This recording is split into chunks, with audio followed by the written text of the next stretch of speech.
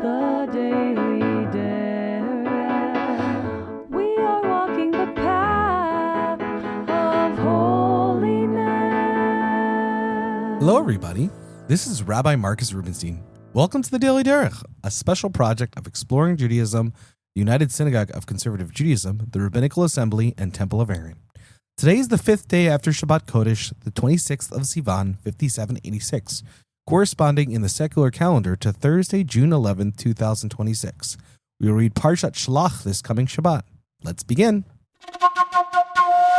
Me'am Loez. We'll continue learning Me'am Loez on the Parsha of Parashat Shlach. And today we're going to talk about the people who were chosen to be the spies to scout out the land. Now we know that the scouting of the land obviously angered God right from the beginning. Moses decides, though, that he's going to go through with it and send these scouts out. But so God, according to the Midrash, tells us that if you're going to send out scouts, choose people of substance and piety who will tell the truth and not resort to lies in order to malign the land. And this comes out of the idea that says send out men, or ish. Usually when that term ish appears, it's kind of the same way we use it in the culture today when we say Mentch, right? Mentch means a man. And so in Yiddish, but we colloquially use it not just as a male, but as an honored person, an ethical person who always does the right thing. Right, and so too, we get that meaning of mensch actually from the way the rabbis look at the term ish, or the Hebrew word for man, in the Torah itself. So we understand from the Midrash there that since the term man is used here, or ish, we understand that the Torah is trying to tell us that these people were not just of high rank, but of high morality. And this was important that we send out specifically moral people, because of course, who can trust someone who's not moral and doesn't stick to the truth? Obviously, if they're scouts, you want someone who's going to really stick to the truth, and you don't want them to malign the land. God forbid that. We know that is something that is important from the beginning. But I think that is all the more so why it's such a big deal when they do come back and bring back such a negative, harmful report about the land of Israel. And I think this is really what happens to good people when they say, all I can trust is my own eyes. All I can trust is what I see in front of me, right? That's the only thing that's real. And we don't trust in God's promise. Once we start living that way, as saying, all I can do is trust my own eyes and my own authority and my own mind, we lose the tradition. We lose all of the accumulated wisdom of the past thousands of years, at least for us. And even for them, they lose God, they lose revelation, and they somehow think that it's their view or their particular view that really truly is 2020, and they're really seeing the real thing. But we have to understand as Jews that no matter what we see, no matter how clearly we see it as a human being, obviously we need to act on it, but that is only when it's in accordance with what God thinks is appropriate. God actually really is the one that sees in 2020, and the illusion is that we do. And this happens to a lot of good people, right? A lot of people who are really good people, really ethical people, they learn to rely on themselves because they don't necessarily trust other people in that regard, or will keep the same moral standards on them. But I think what subtly happens in the background is they also become very judgmental and think only their judgment is the good judgment. Being a good person and being a moral person always has to include faith in Hashem, and if we don't have faith in what God promises and in Hashem and Hashem Self, then no matter how moral we are, we will go off because we think we are the one in charge, we are the authority, we're the one who's seeing everything clearly. And I think part and parcel of what it means to be a limited human being is to understand that we're limited and that our understanding is never 2020, and we should never just fully trust our own perspective without at least trying to take a large sample of many other perspectives, and of course making room for revelation, which of course is the wisdom beyond what our eyes can see. Mishnah Torah. We're going to continue on learning the laws of the recitation of the Shema. And we started it just last episode, this new area of law the recitation of the Shema in order to try to really make sure we're hitting the practical areas that every day we encounter as Jews. So we spoke last time when we were learning this just yesterday about the idea of that specifically the Shema needs to be said in the evening and in the morning, and also what these paragraphs consist of. What is the Shema consist of? These particular 3 paragraphs, and specifically why these 3 paragraphs. And Rambam basically said they contain so much of the central theology of what Judaism is all about, and that's one of the reasons why they are those particular paragraphs. We're going to go into the third halacha today, which speaks about the third paragraph. We mentioned before that each of the 3 paragraphs of the Shema, of course, are different, but maybe the most strangest of the paragraphs is particularly the third paragraph. The third paragraph really talks a lot about the Exodus from Egypt, and actually mentions the Exodus from Egypt. It also mentions and also mentions the mitzvah of tzitzit, and specifically that we should have 4-cornered garments, right? And on all our 4-cornered garments, we should have put on tzitzit. And it's kind of weird that we have this paragraph about tzitzit, about the specific mitzvah of tzitzit as part of our recitation of the Shema. Probably the reason is because tzitzit really is a remembrance of all the little details of the mitzvot. That's actually the point of tzitzit, is to help us remember all of the little things we need to do all the day. They're kind of like Post-it notes that we wear. But the question that comes up sometimes is specifically, do we say this part at night? Do we say this third paragraph at night? Now, why would this come up in general? Well, we know about the mitzvah of tzitzit that it is only obligatory during the day. The reason is because it says in that paragraph, urita moto, that you need to see the tzitzit. So how can you see the tzitzit if it's at night, right? In a time before there was electric lights and everything like that, obviously you really couldn't see very much at night. So there was sort of no then halachic point of putting on tzitzit at night, and you could not fulfill the mitzvah. And so the rabbis really rule that to this day, that evening is not a time for tzitzit. It's one of the reasons why you'll often see people not wearing talitot in the evening at evening services. The only time we do that is on Kol Nidre, on Yom Kippur evening for different reasons. But regardless, generally we don't wear tzitzit at night, or we're not commanded to, at least.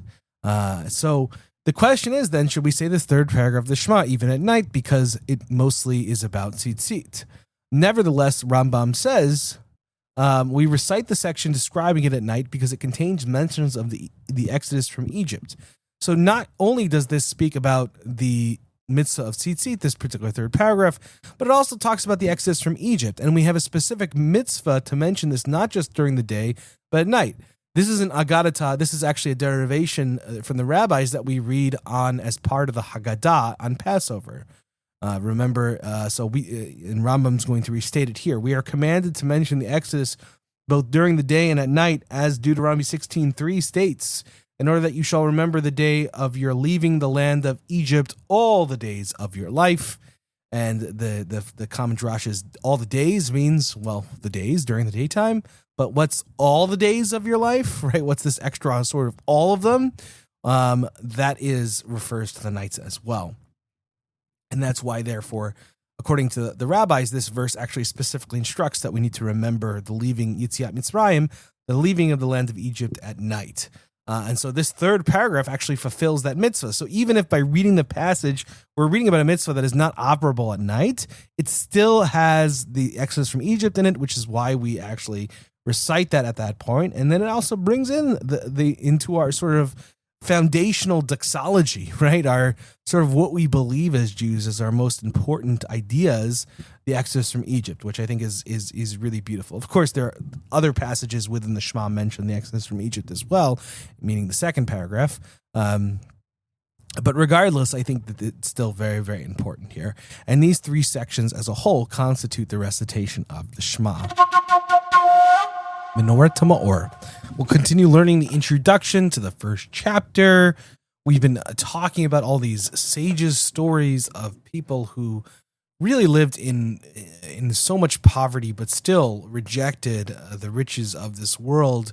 At least if that meant losing their portion in the world to come. And we're going to continue along that theme, not with a story of the sages, but actually a biblical story. One of the greatest biblical stories of this, which is Solomon himself.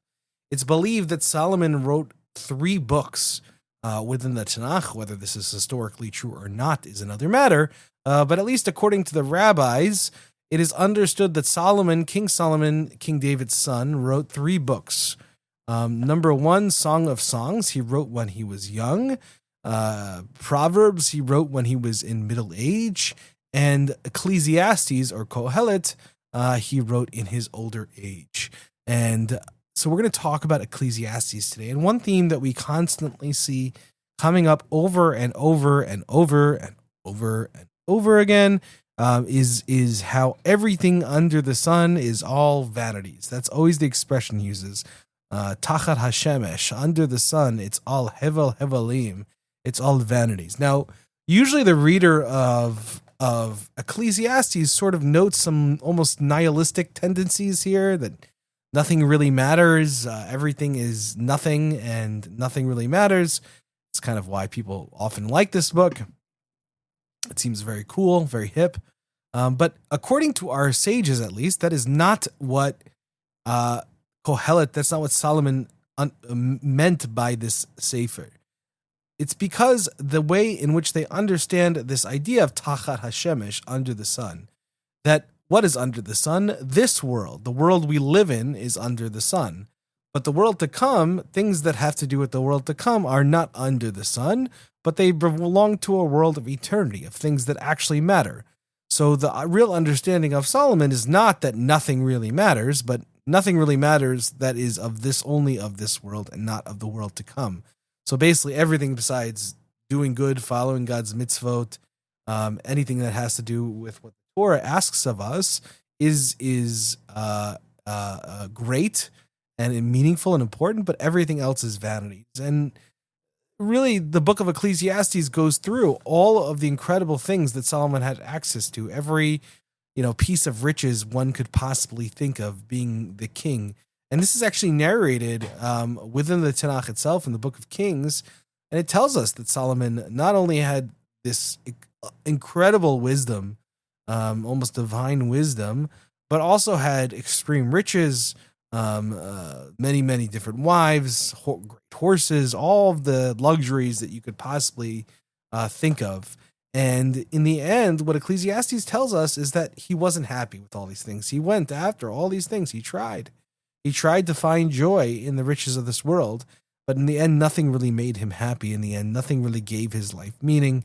And he realized in the end, all of these things are vanity. So Solomon is a great test case. Not only did he have all the riches that anyone could ever had, he had the most authority. He was a king.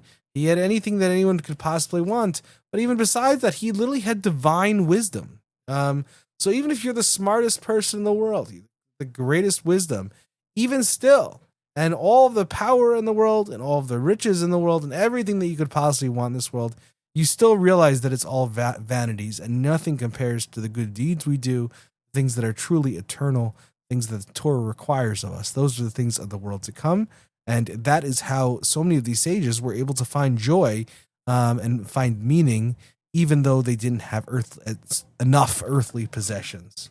It's an ideal, obviously, that we should all try to lift ourselves up to. And any amount in which we absorb it just a little, this idea just a little bit, will make our lives healthier and help us to spend less time wasting time on things that in the end don't matter. Well, that's it for today, everybody. Thank you so much for listening to the Daily Derech. If you have any questions, comments, or concerns, please feel free to email me anytime at rmr@templeofaaron.org. Thank you so much for listening. There are so many people to thank, and you can look in the show notes for that. And also, if you want to know and see any of these texts in the original, we actually have that too. You can actually find that in our episode description. So look in each of the episode descriptions and you'll find that information right there. Thank you very much. Have a great day, everybody.